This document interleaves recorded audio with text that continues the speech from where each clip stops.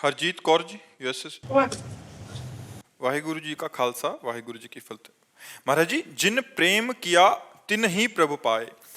महाराज जी, वाहिगुरु जी ने कृपा करके यूट्यूब के जरिए आपसे मिलाया। वाहिगुरु जी की प्रीत से खींचे खींचे हम आपसे मिलने आ गए।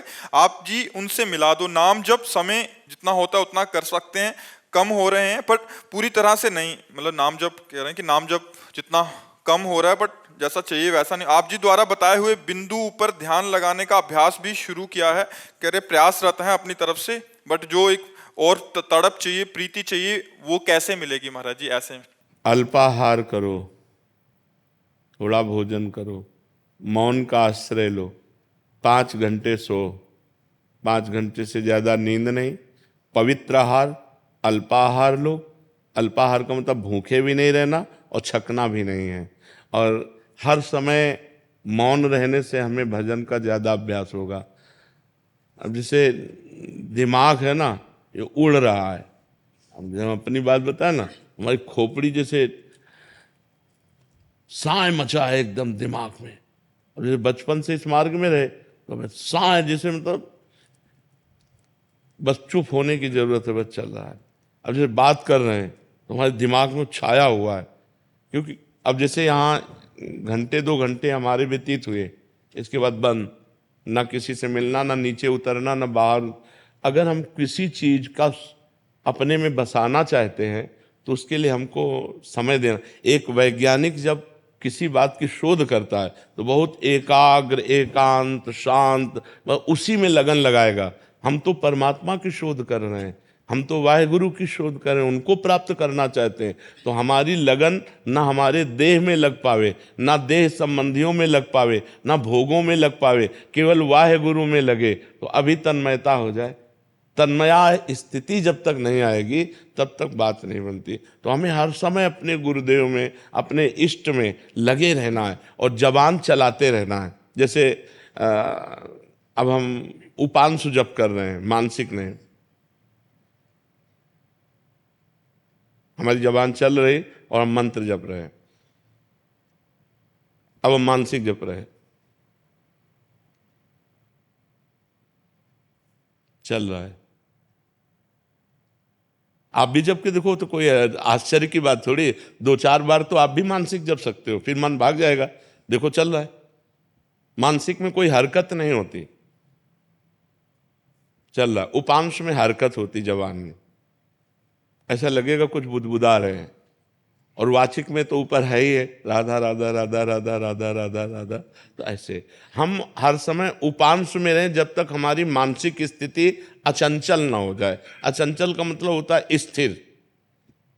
जैसे विषयी पुरुष का मन भगवान पे लगाया जाए तो भागकर विषय में चला जाएगा, ऐसे भक्त का मन विषय में लगाया जाए तो भागकर भगवान में आ जाएगा। वो विषय में नहीं लगेगा क्योंकि उसको स्वाद मिल गया है नाम का, उसको वाहेगुरु की कृपा मिल गई है। तो हमको चाहिए कम भोजन, कम सुनना, कम बोलना, कम सोना। अगर इन नियमों को हम धारण करें और एकांत सेवन अधिक समय करें और खूब नाम जब उपांश से करें तो हमारा मानसिक में प्रयोग, जहाँ मन लग गया फिर वो हटाए नहीं हटता है। मन निरंतर प्रभु में लग जाए फिर वो हटाए नहीं हटता है। ये जो हम आपको बताते हैं कि हम ऐसे ऐसे, ये बहाबूदी नहीं बताते, अहंकार के लिए नहीं, लेकिन अभ्यास। यदि अभ्यास किया जाए तो बहुत सरल हो जाएगा। हम आपसे बात कर रहे हैं लेकिन हमारे दिमाग में वही बात नाच रही। जैसे आप हमारी बात सुन रहे हो, अंदर कुछ और चल रहा है, चल रहा है ना। जैसे डबल कह दे कि आप हमसे बात कर रहे हो तो भजन कैसे कर रहे हो? तो जैसे आप हमारी बात सुन रहे हो, श्रवणेंद्रिय से सुन रहे हो, लेकिन आपका अंदर का सिस्टम कुछ और चल रहा है। आप हमारी बात पे पूरे नहीं हो, बार बार कुछ और चल रहा है। वही वही उसी जगह जब नाम पहुंच जाता है तब बार बार हम आपसे बात कर रहे हैं लेकिन वो खिंचाव उसी तरफ चल रहा है। तो हमारा निरंतर भजन होगा। जब हमारा ऐसा चिंतन होगा तो हमारा निरंतर भजन होगा। उसे कहते हैं परावाणी के द्वारा भजन। होता है वैखरी, मध्यमा, पश्यंती और परावाणी। परावाणी में वो परिपक्व साधक हो जाता है, वो सिद्ध साधक हो जाता है जिसकी ऐसी स्थिति होती है। तो हमको एकांत सेवन करना है, हमको पवित्र और थोड़ा भोजन करना है। अपवित्र भोजन भी भजन में बाधक है, तो ये ध्यान रखें कि हमारा भोजन बहुत पवित्र होना चाहिए और हमारा संग बहुत पवित्र होना चाहिए, और बस 5 घंटे से ज़्यादा सैया में सोना नहीं चाहिए, उठ के बैठ जाए और नाम जप करने लगे। ऐसा अभ्यास करके देखो। और मूल तो गुरु कृपा है, वाहेगुरु जी की कृपा है, प्रयत्न अपना है, प्रयास अपना है, और फल तो गुरु कृपा से ही प्राप्त होता है। महाराज जी, जैसे घर में तमोगुणी लोग होते हैं तो उनके बीच में कैसे, जैसे घर में नॉनवेज पकता है, ये तो बहुत बड़ी समस्या है। उस हाँ, बहुत नहीं, ये तो बहुत बड़ी समस्या है उस परिवार के भक्त की, जिसके परिवार में ऐसा आहार विहार किया जाता हो और वो भक्ति करना चाहे। ये तो बहुत बड़ी समस्या है। बड़ा दुर्भाग्य है कि हमको ऐसा प्रतिकूल वातावरण मिला। बड़ा दुर्भाग्य, बड़ा सौभाग्य है जिनको अनुकूल वातावरण मिले, लेकिन फिर भी स्वयं ना खाए।